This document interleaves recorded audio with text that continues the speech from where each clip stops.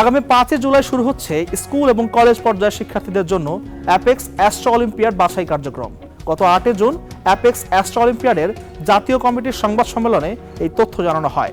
সংবাদ সম্মেলনে আরও বলা হয়, এই অলিম্পিয়াডে 14 থেকে 18 বছর বয়সী স্কুল এবং কলেজের শিক্ষার্থীরা অংশ নিতে পারলেও বিশ্ববিদ্যালয়ে কোনো শিক্ষার্থী এতে অংশ নিতে পারবেন না।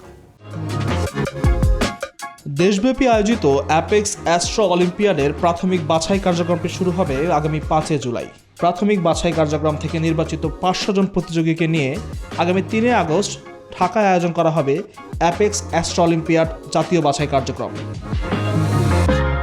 জাতীয় বাছাই কার্যক্রম থেকে সিনিয়র গ্রুপের 15 জন এবং জুনিয়র গ্রুপের 15 জন সহ মোট 30 জনকে নিয়ে 4 দিনের আবাসিক ক্যাম্প এবং চূড়ান্ত বাছাই করা হবে। সেই আবাসিক ক্যাম্প থেকে নির্বাচিত 5 প্রতিযোগী আসন্ন 28তম আন্তর্জাতিক অ্যাস্ট্রোনমি অলিম্পিয়াডে বাংলাদেশের প্রতিনিধিত্ব করবে। এ নিয়ে আয়োজিত সংবাদ সম্মেলনে প্রধান অতিথি হিসেবে উপস্থিত ছিলেন বাংলাদেশ ব্যাংকের সাবেক governor doctor Mohammad Farage Uddin.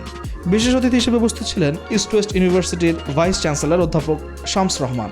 সম্মেলনে সভাপতিত্ব করেন বাংলাদেশ অ্যাস্ট্রোনমিক্যাল অ্যাসোসিয়েশনের চেয়ারম্যান মশহুরুল আমিন। অলিম্পিয়াডে অনলাইন রেজিস্ট্রেশনের জন্য www.astronomybangla.com/olympiad2024 লিঙ্কে গিয়ে রেজিস্ট্রেশন করতে পারবেন আগ্রহী শিক্ষার্থীরা।